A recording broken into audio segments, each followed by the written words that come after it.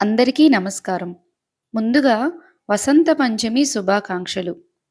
సరస్వతీ పూజ అనగా వసంత పంచమి మాఘ శుద్ధ పంచమి నాడు జరుపుకుంటారు.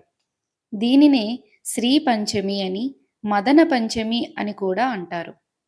మాఘ శుద్ధ పంచమి సరస్వతీదేవి జన్మించిన రోజు. శ్రీ పంచమి పేరిట ఆరాధిస్తారు. సర్వ విద్యలకు ఆధారం వాగ్దేవే కనుక చిన్నపిల్లలు, పెద్దవాళ్ళు కూడా ఈ పంచమిని జరుపుకోవచ్చు. పుస్తకాలు, కళాలు అమ్మవారి వద్ద పెట్టి పూజిస్తారు. ఈరోజు పిల్లలకు అక్షరాభ్యాసం ఎందుకు చేస్తారో తెలుసా? పురాణాల ప్రకారం బ్రహ్మ సృష్టిని తయారు చేసిన కొత్తలో చాలా నిశ్శబ్దంగా ఉండేదట. అప్పుడు బ్రహ్మ తన కమండలంలో నుంచి నీటిని గాలిలో చల్లగానే తెల్లని దుస్తులు ధరించిన, వీణని ధరించిన సరస్వతీదేవి ఉద్భవించిందట. సరస్వతీదేవి తన వీణని మీటగానే ప్రపంచానికి శబ్దం మరియు భాష పుట్టిందని, అందుకే ఈ వసంత పంచమి రోజు జ్ఞానం మరియు భాష పుట్టినరోజుగా భావిస్తారు. ఈ సీజన్లో వాతావరణం చాలా ఆహ్లాదకరంగా ఉంటుందట. అందుకే మన మెదడు కొత్త విషయాలు నేర్చుకోవడానికి చాలా చురుగ్గా పనిచేస్తుంది. అందుకే పిల్లలకు అక్షరాభ్యాసం కూడా చేస్తారు. ఈరోజు పసుపు రంగు దుస్తులు ధరించడం చాలా మంచిది. పసుపు స్పష్టత, ప్రశాంతత మరియు మనస్సు యొక్క ప్రకాశాన్ని సూచిస్తుంది. రాజస్థాన్లో ప్రజలు మల్లెలు దండలు ధరించడం ఆచారం. మహారాష్ట్రలో కొత్తగా పెళ్ళైన జంటలు వివాహం తరువాత మొదటి వసంత పంచమికి ఒక ఆలయాన్ని సందర్శించి ప్రార్థనలు చేస్తారు. అమ్మవారిని అష్టోత్తర శతనామాలతో, సహస్రనామాలతో పూజిస్తారు. సుగంధ ద్రవ్యాలతోటి కలిపిన గంధాన్ని కూడా అమ్మవారికి సమర్పించవచ్చు. ఈరోజు ఆవు పాలు, పెరుగు, కొబ్బరిని మనం ప్రసాదంగా పెట్టవచ్చు. అంతర్వాహిని అయినటువంటి సరస్వతీదేవి యొక్క అనుగ్రహం యశస్సుకి కారణం. యశస్సు అంటే కీర్తి.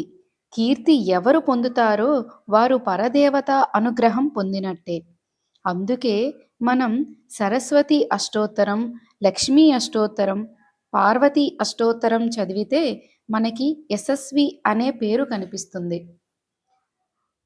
తరువాత ఈరోజు జరిగే వసంత పంచమి యొక్క గొప్పతనం ఏంటంటే 20 సంవత్సరాల తరువాత వచ్చిన వసంత పంచమి ఇది.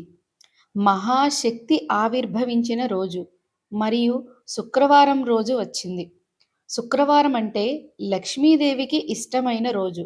గత 20 ఏళ్లలో ఇలాంటి అద్భుతమైన పంచగ్రహ కూటమితో కూడినటువంటి శుక్రవారం రాలేదని పండితులు చెప్తున్నారు. శ్రీ పంచమి, శ్రీ అంటే లక్ష్మి, లక్ష్మీదేవికి ఇష్టమైన రోజు అయిన శుక్రవారం రోజు రావడం వల్ల దీనికి లక్ష్మీ సరస్వతి యోగం అని కూడా అంటారు. అటువంటి ఈ మహోన్నతమైన రోజు కనుక మీరు మనస్ఫూర్తిగా ఏమి కోరుకున్నా అది జరుగుతుంది.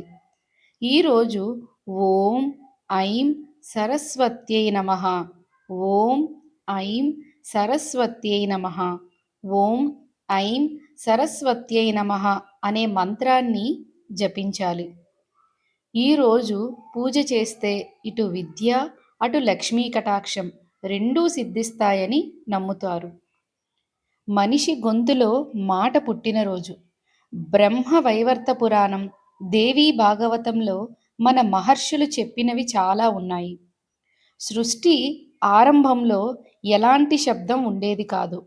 ఎలాంటి శబ్దం లేని ఈ వాతావరణం చూసిన బ్రహ్మ ఆవేదనకు గురి అయ్యి నీటిని గాలిలో విసరగానే కోటి కాంతులతో, తెల్లని వస్త్రాలతో, చేతిలో వీణని కలిగి ఉన్న ఒక స్త్రీ శక్తి ఆవిర్భవించింది. ఆమెను చూడగానే బ్రహ్మదేవుని ముఖంలో ఆనందం వెల్లువిరిసింది. బ్రహ్మదేవుడు, తల్లి, నా సృష్టి మోగబోయింది, దీనికి ప్రాణం పోసి గొంతును ఇవ్వు అని కోరాడు. అప్పుడు సరస్వతీదేవి సున్నితంగా ఉన్న తన చేతి వేళ్ళతో వీణ యొక్క తీగను మీటింది. ఆ తీగను మీటగానే ఒక శబ్దం వెలువడింది. ఆ తీగల రాపిడి నుంచి పుట్టిన శబ్దమే ఓంకారం. ఆ ఓంకారనాదం సృష్టి అంతా పాకింది. ఋషులు సామవేదంలో చెప్పినట్టు నాదబ్రహ్మమే ఈ సృష్టికి మూలం. ఆ ఓంకారనాదం వినగానే గాలికి వేగం, నీటికి ప్రవాహం, అలాగే మనిషికి స్వరం వచ్చాయి. అందుకే ఆమెను వాగ్దేవి అని పిలుస్తారు. ఇది చూసిన బ్రహ్మ చాలా సంతోషించారు. ఒక శాపం వల్ల సరస్వతి నదిగా మారుతుంది. అప్పుడు శ్రీకృష్ణుడు ఆమెకు ఒక వరం ఇస్తారు. సరస్వతి, బాధపడకు. ప్రతి సంవత్సరం మాఘమాసం శుక్లపక్షం పంచమి నాడు ఈరోజు సృష్టిలో అందరికంటే ముందు పూజిస్తాను అని మాటిస్తారు. కేవలం నేనే కాదు, దేవతలు, మునులు, గంధర్వులు, అలాగే భూలోకంలోని మనుషులందరూ ఈ రోజున అక్షరాలతో, పూలతో, నైవేద్యాలతో పూజిస్తారు. ఎవరైతే నిన్ను ఈరోజు పూజిస్తారో వారికి బుద్ధి, మేధస్సు, కవితాశక్తి సిద్ధిస్తుంది అని కృష్ణుడు శాసిస్తాడు. ఆ కృష్ణ పరమాత్ముని వరం వల్లనే ఈ రోజున మనం శ్రీ పంచమి లేదా వసంత పంచమి జరుపుకుంటున్నాము. అనగా ఈరోజు మనం చేసిన పూజ ఆ కృష్ణుని ఆజ్ఞను పాటించడం అన్నమాట. అందుకే ఈరోజు అంత శక్తివంతమైనది. పసుపు రంగులోకి ప్రకృతి తనను తానుగా మార్చుకుంటుంది. దీని వెనుక జ్యోతిష్యం పరంగా లోతైన రహస్యం కూడా ఉంది. నవగ్రహాలలో జ్ఞానానికి, వివేకానికి, తెలివితేటలకి అధిపతి అయిన గురుడు, ఆ గురుడు యొక్క గ్రహానికి ఇష్టమైన రంగు పసుపు రంగు. అందుకే ఈరోజు ఎవరైతే పసుపు రంగు వస్త్రాలు ధరిస్తారో వారిపై గురుగ్రహం యొక్క అనుగ్రహం ఉండి వారికి జ్ఞాపక శక్తి పెరుగుతుంది అని శాస్త్రాలు చెబుతున్నాయి. కలర్ సైకాలజీ అంటే పసుపు రంగు ధరించడం వల్ల మెదడు కూడా ఉత్తేజపరిచి నరాలని ఉత్తేజపరుస్తుంది అని కలర్ సైకాలజీ కూడా మనకి పసుపు రంగును ధరించమని చెబుతుంది.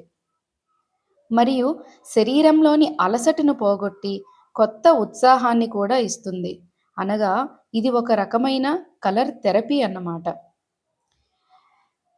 ఇక సూర్యోదయానికి ముందే లేచి, ఎందుకంటే మన శాస్త్రాల ప్రకారం సరస్వతీదేవి సంచరించే సమయం ఇదే కాబట్టి సూర్యోదయానికి ముందే లేచి నీళ్లలో చిటికెడు పసుపు, కుదిరితే వేపాకు వేసి స్నానం చేయాలి. ఎందుకంటే వేపాకు రాబోయే వసంతకాలంలో వచ్చే చర్మ వ్యాధుల నుంచి మనను రక్షిస్తుంది. అందుకోసం వేపాకు, పసుపు వేసి స్నానం చేయాలి. తెలుపు రంగు వస్త్రాలను ధరించవచ్చు. క్షత్రియులకు దసరా నాడు ఆయుధ పూజ ఎంత ముఖ్యమో విద్యార్థులకు ఈరోజు అంత ముఖ్యమైన రోజు. పుస్తకాలను, పెన్నులను, ఇలాంటి వస్తువులను అమ్మవారి వద్ద ఉంచి అమ్మవారికి పూజ చేసి అమ్మవారికి కృతజ్ఞత తెలుపుకోండి. దుర్గాదేవి రౌద్రరూపిణి కాబట్టి పులిహోర వంటి ప్రసాదాలను సమర్పిస్తారు. సరస్వతి శాంతి స్వరూపిణి. అలాగే ఆమెకు ఇష్టమైన నైవేద్యం దధ్యోజనం మరియు క్షీరాన్నం, లడ్డూలను సమర్పించవచ్చు. అలాగే పాటించవలసిన నియమాలు మాంసాహారం తీసుకోకూడదు. అలాగే తివానిద్ర అనగా మధ్యాహ్నం నిద్రపోకూడదు. మధ్యాహ్నం నిద్రపోవటం వల్ల ఈరోజు అజ్ఞానం పెరుగుతుందని నమ్ముతారు.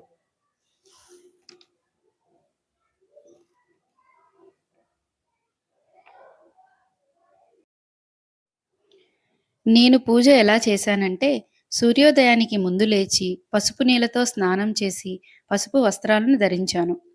అమ్మవారికి ఇష్టమైన పసుపు వస్త్రాలు లేదంటే తెలుపు రంగు వస్త్రాలైనా ధరించవచ్చు. నిత్య దీపారాధన చేసిన తర్వాత పూజాపీఠం శుభ్రం చేసుకొని దానికి పసుపు రాసి కుంకుమ బొట్టు పెట్టి దానిపై ముగ్గు వేసి ఎర్రటి వస్త్రాన్ని వేశాను. మీరు వీలైతే తెల్లటి వస్త్రాన్ని కూడా వేసుకోవచ్చు. పసుపు రంగు వస్త్రాన్నైనా కూడా వేయడం మంచిది.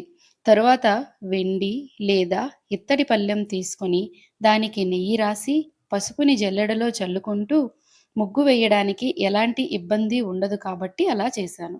పసుపు చల్లుకున్నాక సరస్వతి ముగ్గుని వేసి కుంకుమ బొట్లు పెట్టుకోవాలి. ఎలాంటి విఘ్నాలు రాకూడదని విఘ్నేశ్వరుణ్ణి ముందుగా సిద్ధం చేసుకోవాలి. తరువాత సరస్వతి అమ్మవారి ఫోటో అయినా పెట్టుకోవచ్చు. వెండి లేదా మెటల్ విగ్రహాన్నైనా సరస్వతి విగ్రహాన్ని మనం పూజ చేసుకోవచ్చు. దానిని తమలపాకుపై పెట్టి అమ్మవారి ఫోటోకి మనం చిట్టి గాజుల దండవైనా వేయవచ్చు. లేదు అంటే పూలమాలనైనా వేసుకోవచ్చు.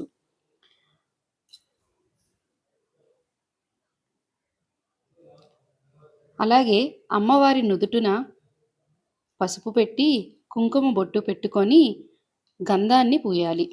దీపాలు వెలిగించుకొని ముందుగా గణపతిని పూజించి అమ్మవారికి సరస్వతి అమ్మవారికి తెల్లని పసుపు రంగు పూలతో పూజించాలి. అలాగే పిల్లలు పుస్తకాలను పెన్నులను అమ్మవారి వద్ద ఉంచి పసుపు కుంకుమ అక్షతలతో పూజ చేయాలి. మరియు శుక్రవారం కాబట్టి పళ్ళు ఫలహారాలు కూడా నైవేద్యంగా పెట్టాను. సమయాన్ని బట్టి వీలైతే లలితా సహస్రనామం కూడా చదువుకోవచ్చు. దీప నైవేద్యాలు పెట్టి కొబ్బరిని కొట్టి పంచామృతాలతో పూజ చేయాలి. కొంతమంది అభిషేకం కూడా చేస్తారు. వీలైతే అమ్మవారి విగ్రహానికి అభిషేకం కూడా చేయవచ్చు. వెండి పళ్ళెం లేదంటే ఇత్తడి పళ్ళెంలో మనం అమ్మవారిని ఉంచి మనం అభిషేకాలు అనేవి చేయవచ్చు. పాలు, తేనె, నెయ్యి, పెరుగు వాటితో అభిషేకం అయితే చేయవచ్చు. అన్నీ అమ్మవారి వద్ద పెట్టాక అష్టోత్తర శతనామావళి చదువుకొని సరస్వతీ నమస్తుభ్యం వరదే కామరూపిణి విద్యారంభం కరిష్యామి సిద్ధిర్భవతు మే సదా పద్మపత్ర విశాలాక్షి పద్మకేసరవర్ణిని నిత్యం పద్మాలయం దేవి సామాన్ పాతు సరస్వతి అని జపించుకోవాలి. అమ్మవారికి బంగారు వస్త్రాలను ఇవ్వడం మన వల్ల కాదు కాబట్టి తమలపాకులో అక్షతలు పూలు వేసుకొని అమ్మవారి పాదాల వద్ద మనం విడిచిపెట్టవచ్చు. వాటినే అమ్మవారి ఆభరణాలుగా మనం సమర్పించుకోవచ్చు. చివరిగా మంగళహారతులిచ్చి పిల్లలతో నమస్కారం చేయించి వీలైతే మంత్రాలను కూడా చెప్పించి అమ్మవారికి విద్య జ్ఞానం అందివ్వమని మనస్ఫూర్తిగా నమస్కరించుకోవాలి. అమ్మవారి ఆశీస్సులు ఈ పూజా విధానం చేసిన వారికి ఉండాలని మనస్ఫూర్తిగా నేను కూడా కోరుకుంటున్నాను.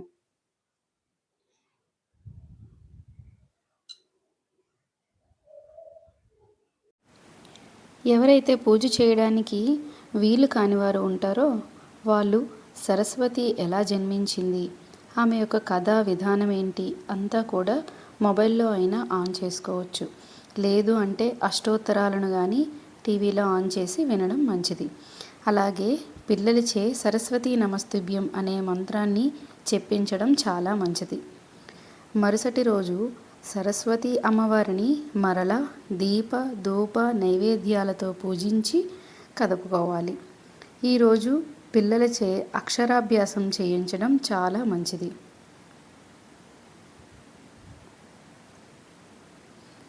అలాగే మన ఛానల్ని కొత్తగా చూస్తున్న వాళ్ళు ఎవరైనా ఉంటే వీడియోస్ని లైక్ చేసి షేర్ చేసి సబ్స్క్రైబ్ కూడా చేసుకోండి.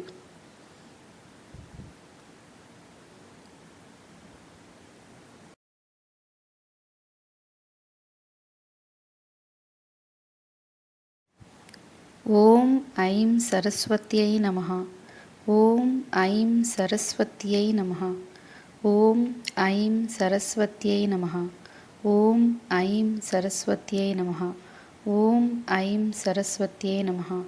ఓం ఐం సరస్వత్యై నమః. ఓం ఐం సరస్వత్యై నమః. ఓం ఐం సరస్వత్యై నమః. ఓం ఐం సరస్వత్యై నమః.